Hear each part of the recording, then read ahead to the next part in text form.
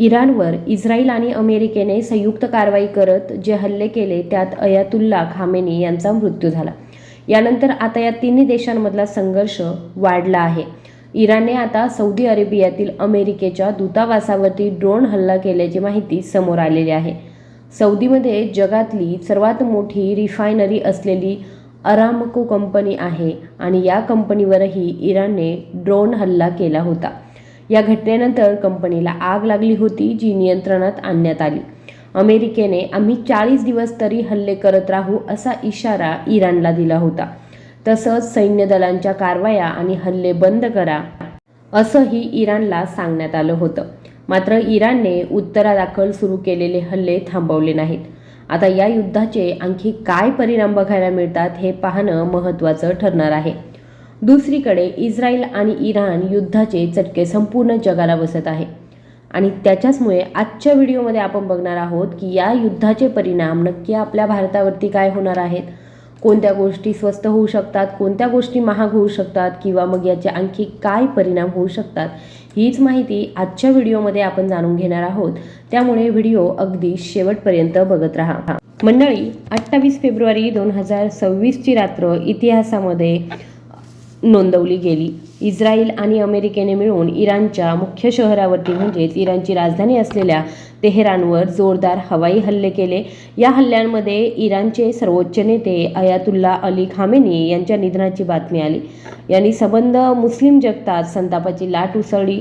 आता मंडळी, युद्ध का पेटलं, त्याचं मुख्य कारण काय आहे? सगळ्यात महत्त्वाचं कारण म्हणजे इराणचा अणुकार्यक्रम. मंडळी, इराण आपला अणुप्रकल्प वेगाने पूर्ण करत होता. इस्रायलला भीती होती की इराणकडे अणुबॉम्ब आले तर इस्रायलचं अस्तित्व धोक्यात येईल.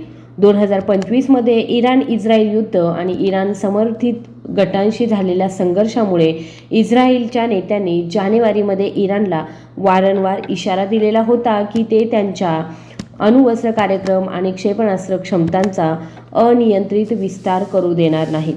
परंतु इराणने अशा कोणत्याही गोष्टींना जुमानलं नाही. इराणने आपला अणुअस्त्र कार्यक्रम आणि क्षेपणास्त्र संबंधित प्रक्रिया सुरूच ठेवल्या आणि एकदा इशारे देऊनही इराण थांबत नव्हतं. असं दिसताच इस्रायल आणि अमेरिकेनं इराणची राजधानी तेहरानवरती हल्ला चढवला, ज्यामुळे मध्य पूर्वेत सध्या पुन्हा एकदा तणाव निर्माण झाल्याचं आपल्याला पाहायला मिळतंय. यानंतर दुसरं कारण म्हणजे अमेरिकेची बदललेली भूमिका. मंडळी, राष्ट्राध्यक्ष डोनाल्ड ट्रम्प यांनी अमेरिका फर्स्ट धोरण अंतर्गत इराण विरुद्ध आक्रमक पाऊल उचललेलं आहे. त्यांनी स्पष्ट केलं की इराणचा धोका आता मुळापासून संपवायचा आहे. त्यानंतर तिसरं कारण म्हणजे प्रॉक्सी वॉर. हमास, हिजबुल्ला आणि हुती बंडखोरांना इराणकडून मिळणारी मदत थांबवण्यासाठी इस्रायलने थेट इराणवरच हल्ला करण्याचा निर्णय घेतला. आता आपण वळूया सगळ्यात महत्त्वाच्या मुद्द्याकडे. हे युद्ध फक्त आखाती देशांपुरतं मर्यादित राहणार नाही. याचे परिणाम संबंध जगाला भोगावे लागणार आहेत. सगळ्यात महत्त्वाचं म्हणजे या युद्धाचा परिणाम असा होईल की संपूर्ण जगामध्ये तेलाचा भडका उडेल.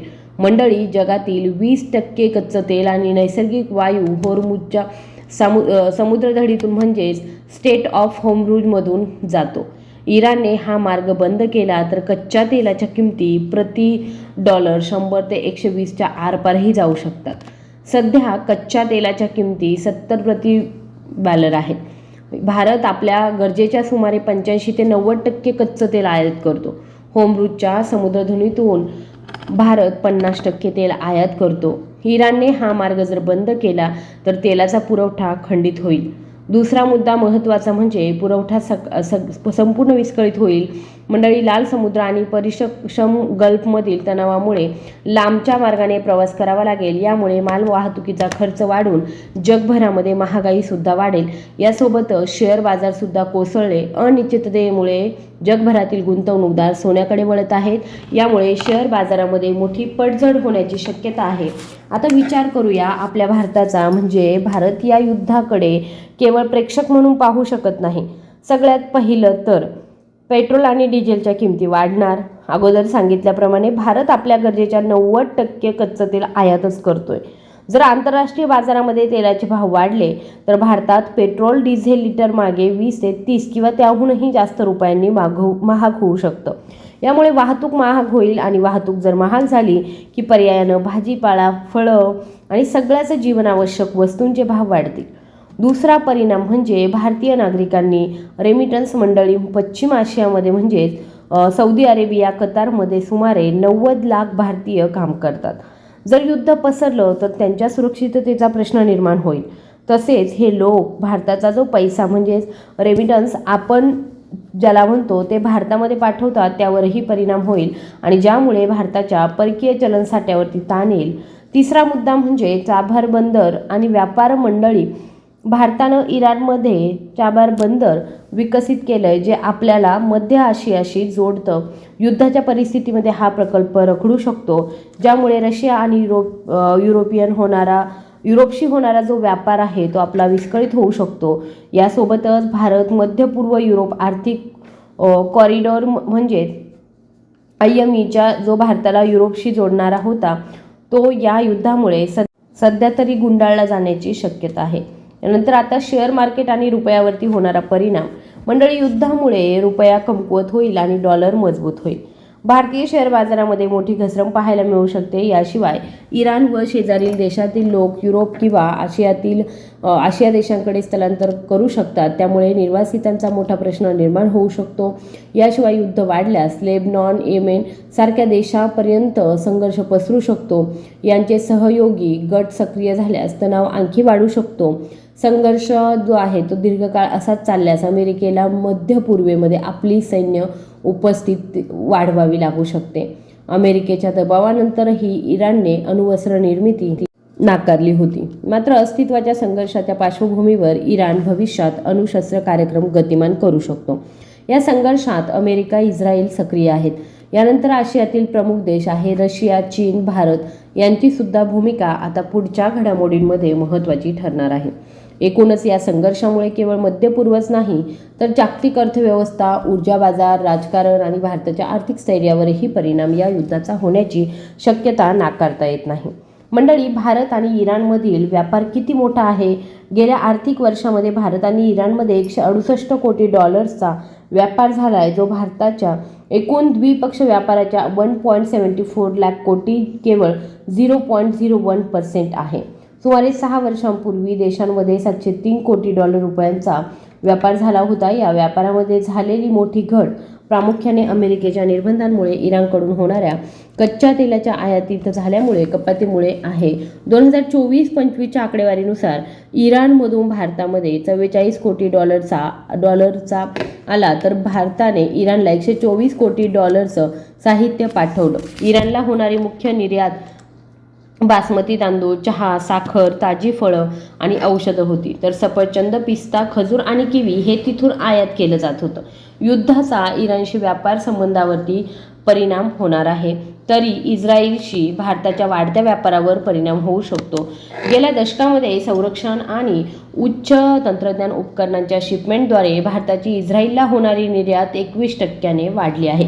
इस्रायलकडून शस्त्रास्त्र आणि दारुगोळा खरेदी 2013च्या आर्थिक वर्षातील अंदाजे 1 दशलक्ष डॉलर्सवरून 2024च्या आर्थिक वर्षामध्ये 104 दशलक्ष डॉलर्सवर पोहोचली आहे. या काळामध्ये भारताने इस्रायलकडून विमान अंतराळ आणि संबंधित घटकांची आयातही 31.8 दशलक्ष डॉलरवरून 193 दशलक्ष डॉलरवर पोहोचवली आहे. हे दोन्ही देशांमधल्या वाढत्या धोरणात्मक सहकार्याचे संकेत आहे. द्विपक्षीय करार व्यतिरिक्त तणावाचा जागतिक परिणाम सुद्धा मंडळी होऊ शकतो. आशिया आणि युरोपला जोडणारा मगाशी सांगितल्याप्रमाणे एक महत्त्वाचा मार्ग असलेल्या रेड सी कॉरिडॉरमधील समस्या, मालवाहतूक आणि विमा खर्च वाढू शकतात. वाढत्या लॉजिस्टिक्स खर्चाचा परिणाम भारताच्या पाश्चात्य देशांना होणाऱ्या निर्यातीवर होऊ शकतो. त्यामुळे भारताचा ऊर्जा आणि मध्यवर्ती वस्तूंच्या आयातीवरील खर्च वाढू शकतो. होमरू समृद्धी बंद झाल्यामुळे भारतावर याचा लक्षणीय परिणाम होऊ शकतो, कारण भारताच्या मासिक कच्च्या तेलाच्या आयातांपैकी अर्धा भाग या मार्गाने येतो. पण पंतप्रधान नरेंद्र मोदी यांच्यासमोर आता एक मोठं आव्हान उभं असणार आहे.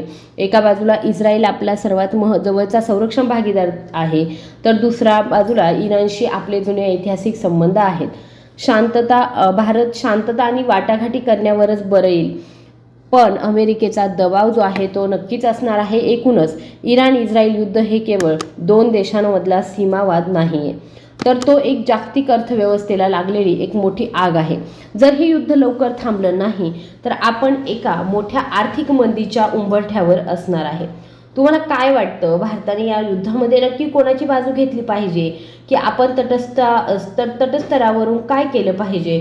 तुमची प्रतिक्रिया कमेंट बॉक्समध्ये नक्की सांगा. आणि व्हिडिओ जर आवडला असेल तर कृपया आपल्या व्हिडिओला लाईक, शेअर आणि सबस्क्राईब करायला विसरू नका. धन्यवाद.